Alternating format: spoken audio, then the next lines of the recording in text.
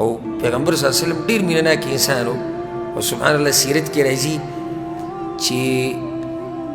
پیغمبر صلی الله علیه وسلم به د چا سره میلاو شو د چا سره به یې خبره کوله نو د دې سړي به دا ګمان و چې دا پیغمبر د ټول نه زیات په ما مین دی او دا طریقه د هغه د هر چا سره وه خو د هغه سړي به دا مطلب و که مین دی نو صرف په ما مین دی یو چې به د سړي سره لاس میلاو کو نو لاس به د هغه وخته پورې نه پرېښودو چې څو پورې به هغه سړي نه و پرېښودی چې چا سره به یې خبره کوله پوره توجه به هغه ته وه چې چا به ورته خبره کوله رسول الله وسلم به پوره توجه هغه ته وه داسې مینه ناک انسان او څومره ګډ شخصیت و نو نن سبا زمونږ په هغه ملاقاتونو کې هم برکت نشته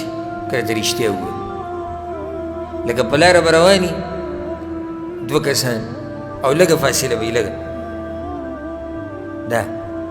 اوس دا د کوم ځای ما ته پته نه چې سلام دی که په خیر دی که څه شی دی روزي سړي داسې بره کول ما ته یو کس داسې وکړي زه ورته هم داسې وکړم څه کوو ته اوس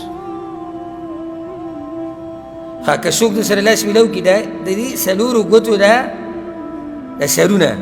داسې ختم که غاړې میلاوال دي نو یو نیم به راشي داسې دا دوه ګوتې به دله په دې اوږه کې داسې لرې نه به دې ودرېږي چې لکه دې خوا مه راځه مسلمان له پکار چې مسلمان سره میلاویږي هم په جوش سره چې دا مینه ترې راښکاره شي دې سره مینه ډېرېږي ګورئ ته یو سړي سره لاس میلاو کړي او ښکلی جوخ ویې خوځې او بیا دې ورې نیولی ډېر وخته پورې دې سره مینه ډېرېږي شریعت ولې وایي چې تاسو په منځه کې ودرېږئ خپه به د خپې سره لګوئ اوږه به د اوږې سره لګوئ